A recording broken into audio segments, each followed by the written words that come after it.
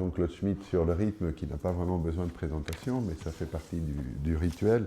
Ça fait un moment que Jean-Claude Schmitt réfléchit sur la question du rythme, je crois, à partir d'une réflexion plus générale sur le temps, sur les temporalités, au Moyen-Âge, mais pas seulement au Moyen-Âge. Je citerai seulement 3 livres qui me paraissent des repères importants, au-delà d'un certain nombre d'articles programmatiques très importants, notamment dans les Annales et ailleurs. En tout cas, Jean-Claude Schmitt a publié en 2010 L'invention de l'anniversaire aux éditions Arquet, qui est évidemment en relation directe avec la thématique d'aujourd'hui. Et récemment, il a co-dirigé avec Marie Formarié un volume collectif intitulé Rythmes et croyances au Moyen-Âge. Mais le plus important est que Jean-Claude vient d'achever, et donc c'est pas encore sous presse, mais presque, un ouvrage très important intitulé Histoire des rythmes, le Moyen-Âge et nous. Je suis sûr que ça fera référence.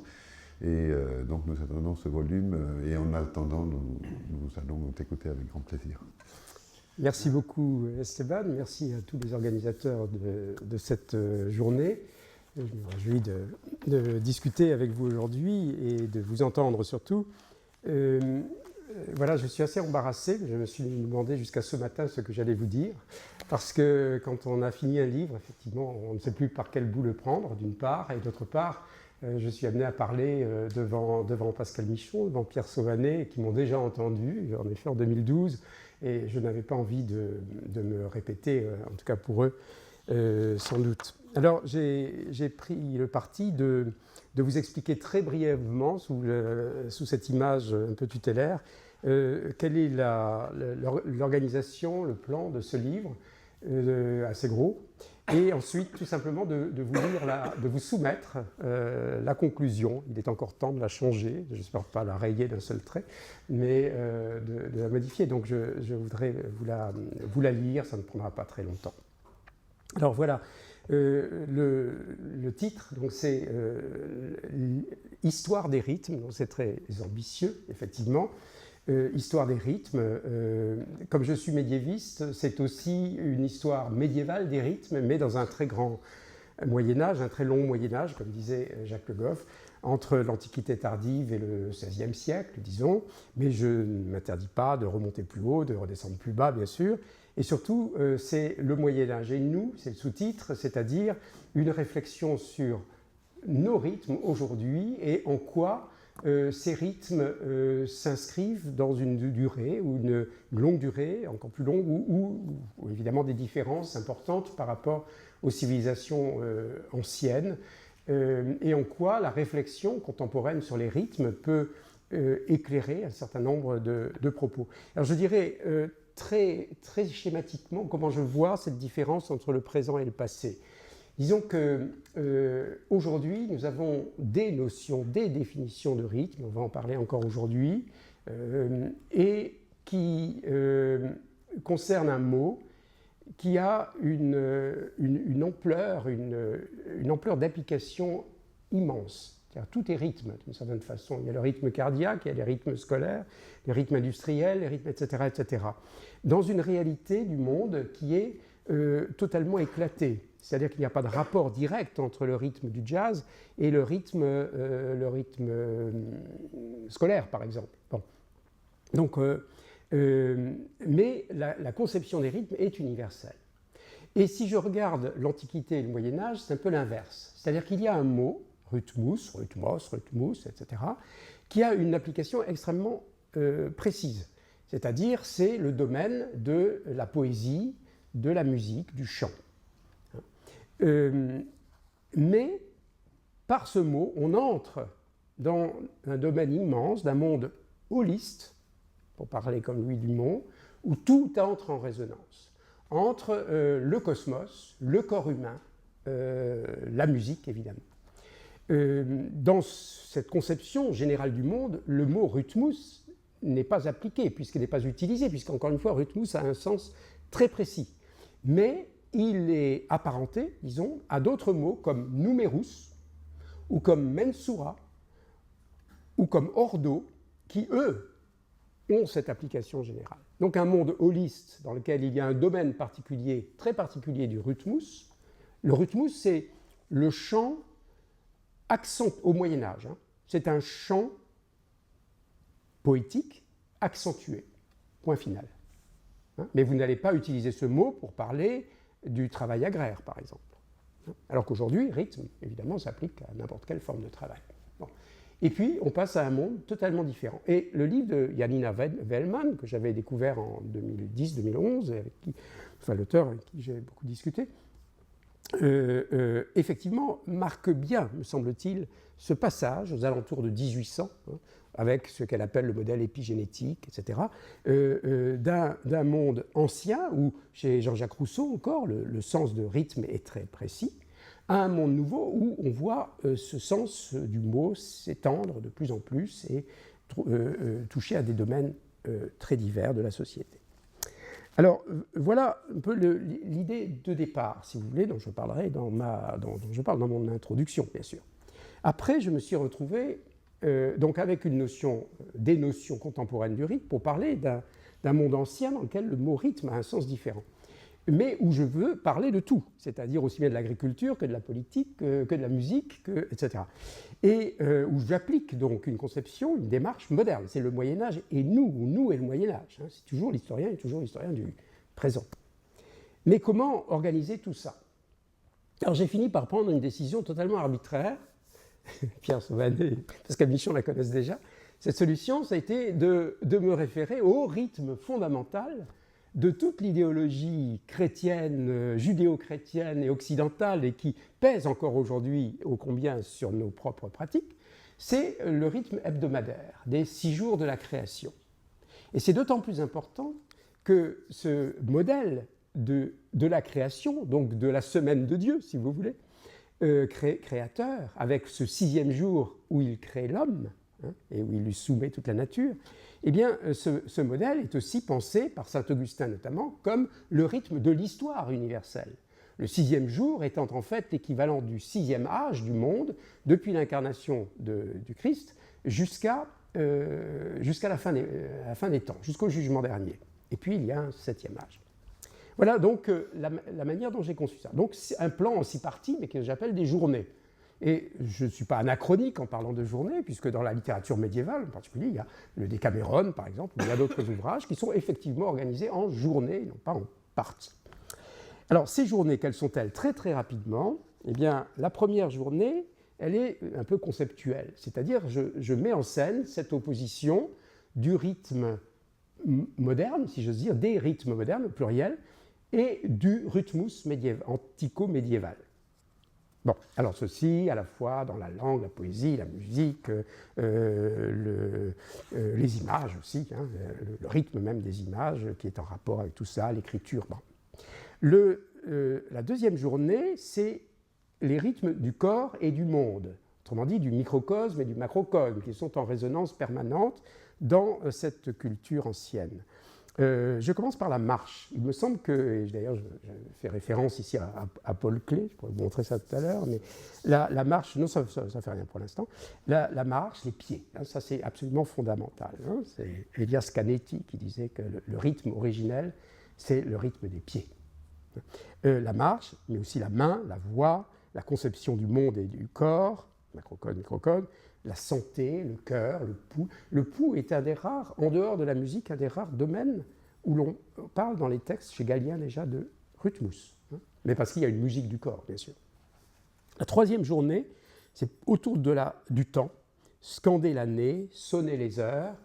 C'est la question du calendrier, des cycles circadiens, hebdomadaires, annuels, toute cette extraordinaire construction du compute, hein, qui est une machinerie du temps et du rythme tout à fait considérable.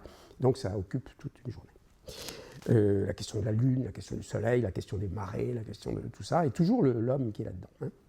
La quatrième journée, c'est plutôt les questions d'espace, de lieu, de voyage, de scansion, du déplacement, dans la liturgie, dans le pèlerinage, dans ce que j'appelle la traversée de Paris, en faisant évidemment référence à un film bien connu,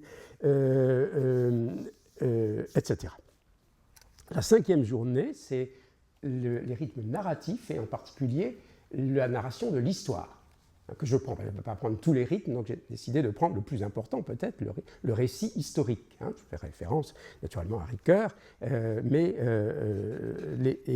surtout à Saint-Augustin, c'est-à-dire aux 6 âges du monde, les 6 âges du monde par relation avec les 6 jours de la création.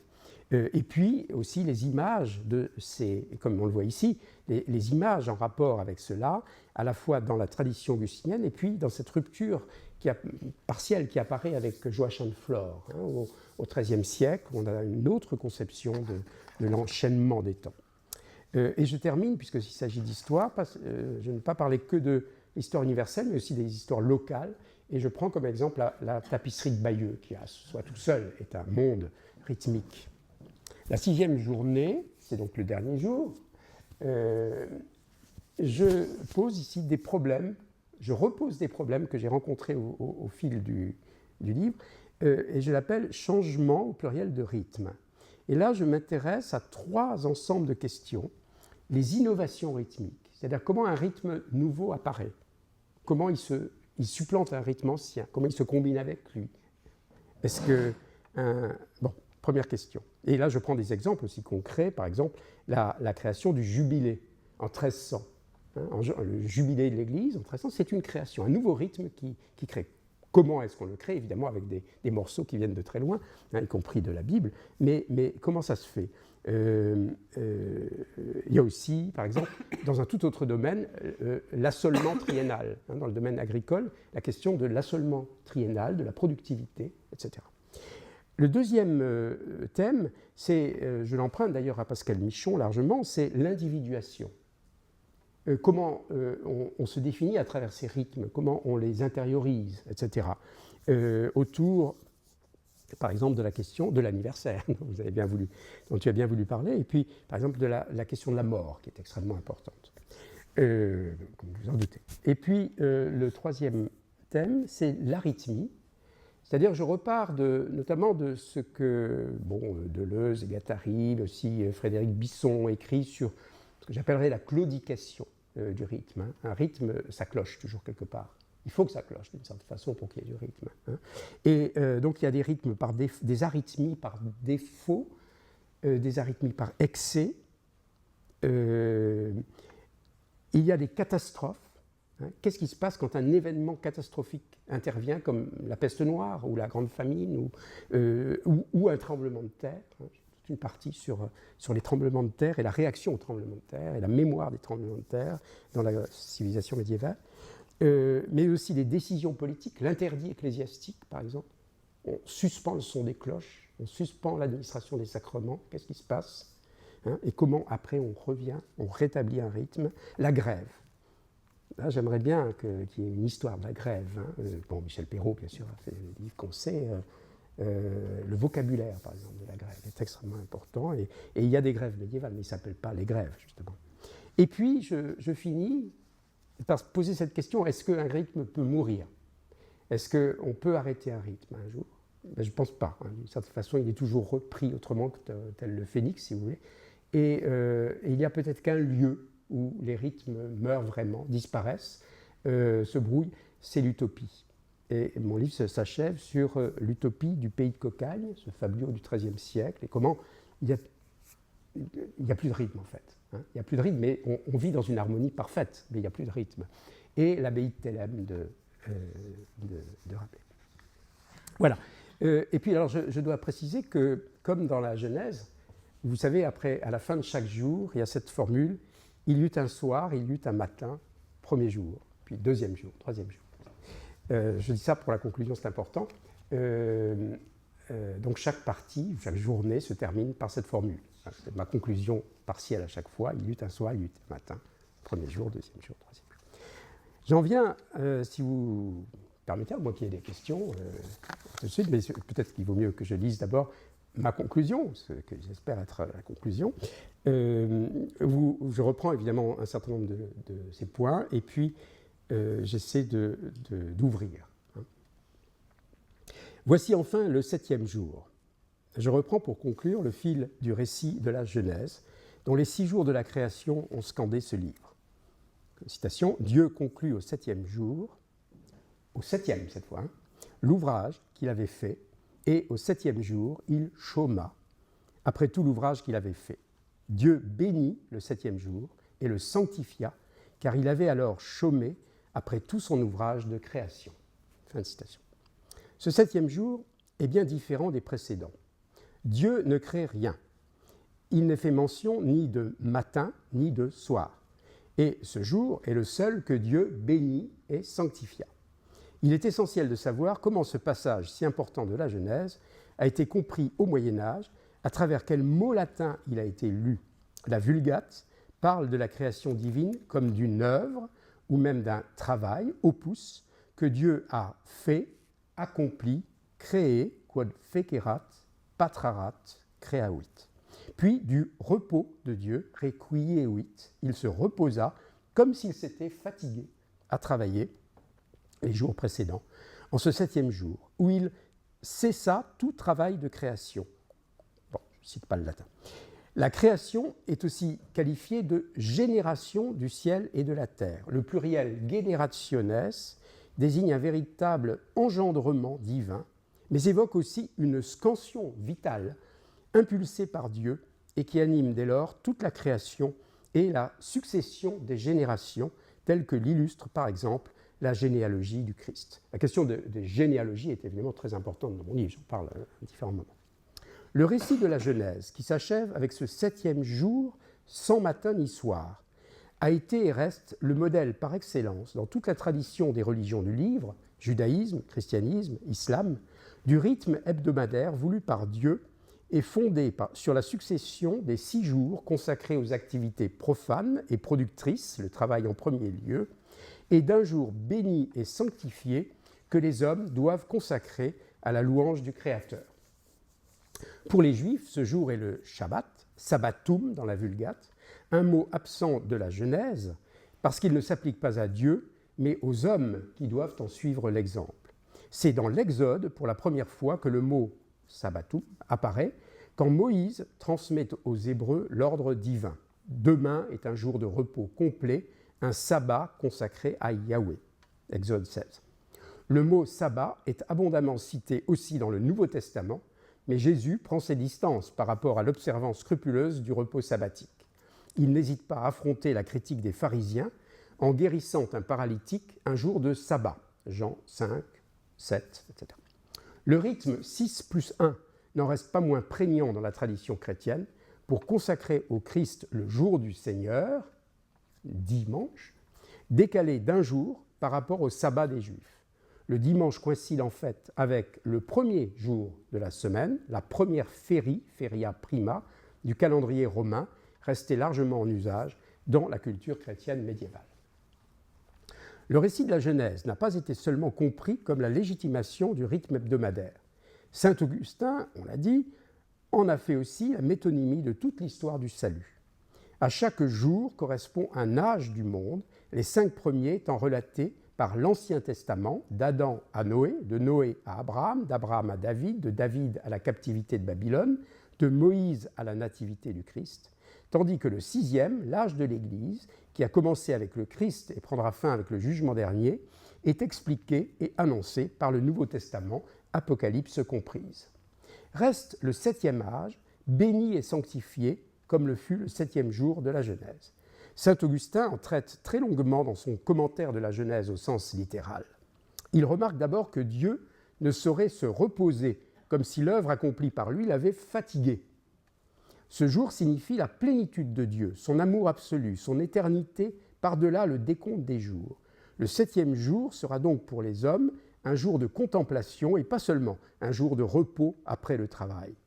À ce propos, la supériorité de la contemplation de Marie sur le labeur de Marthe est exaltée en Luc 10. Le 7e jour n'a ni matin ni soir parce qu'il échappe à la temporalité ordinaire. Il manifeste l'absolu de Dieu, son éternité, auquel le croyant est appelé à participer en suivant l'exemple du Christ jusque dans la mort. Le tombeau du Christ est le lieu de son repos. Quies ne désigne pas tant le repos pour cause de fatigue que la mort dans l'attente de la résurrection. Ainsi, de même que le chrétien, le 7e jour, dimanche, est appelé à rejoindre l'amour et l'éternité dans le Christ, les élus seront appelés dans le 7e âge du monde, initiés par le jugement dernier, à partager son amour dans l'éternité. Ce qui m'importe ici est que ce 7e jour soit sans matin ni soir, qu'il soit par définition ouvert, car il ne m'est pas possible de conclure véritablement ce livre. La question qu'il pose, celle des rythmes, est par nature sans fin, toujours mouvante, toujours changeante.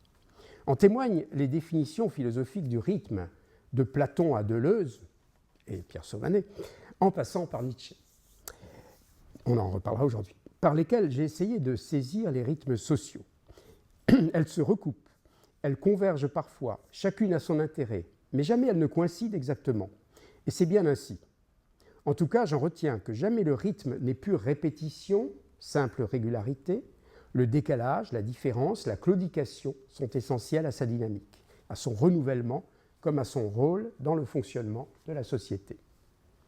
En témoignent surtout la richesse et la complexité des réalités anthropologiques, sociales, culturelles, esthétiques, religieuses, que cette question a permis d'identifier et de faire se croiser.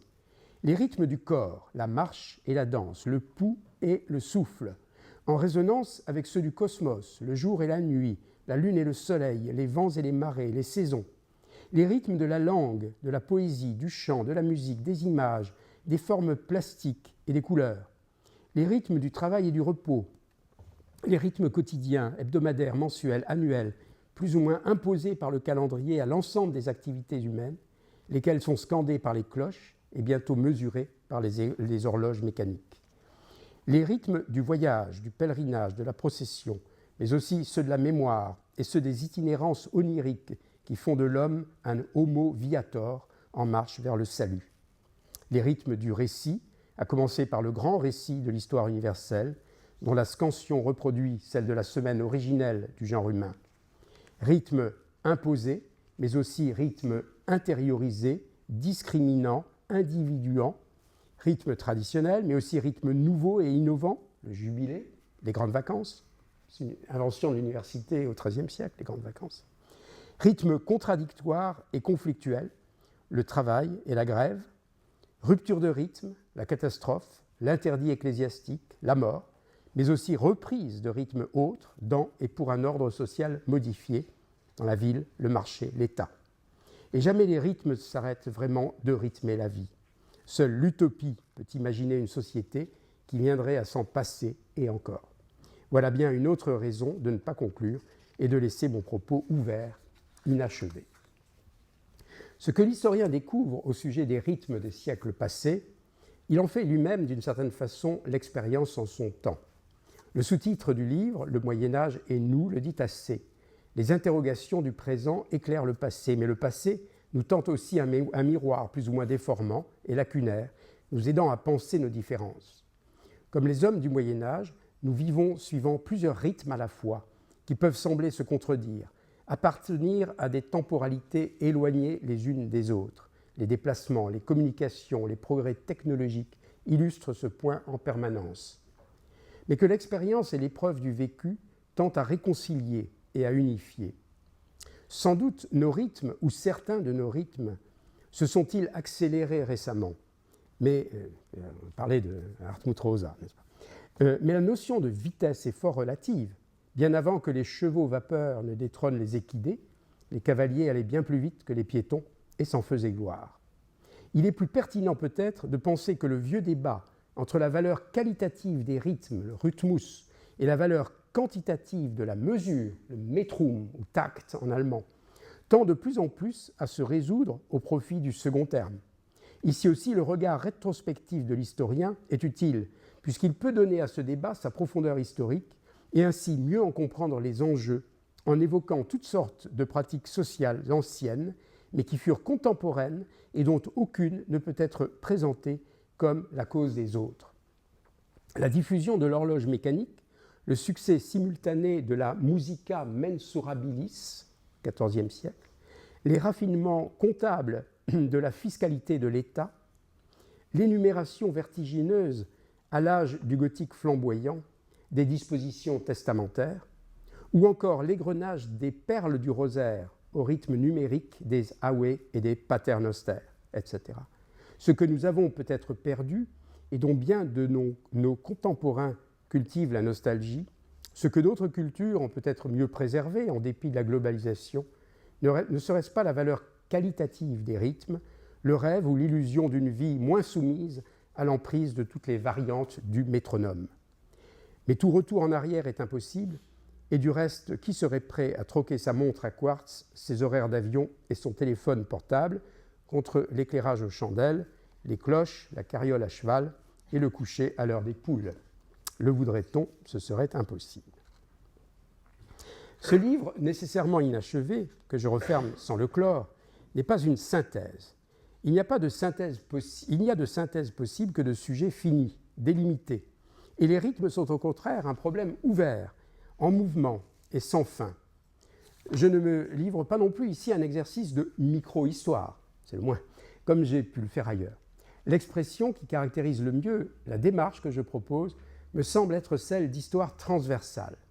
J'entends par là qu'à différents moments d'une très longue durée historique, entre le IVe et le XVIe siècle, je procède à des coupes qui traversent et de ce fait mettent en relation de nombreuses strates de la réalité sociale, culturelle, idéologique, animées les unes et les autres de rythmes divers qui entrent en consonance ou en contradiction.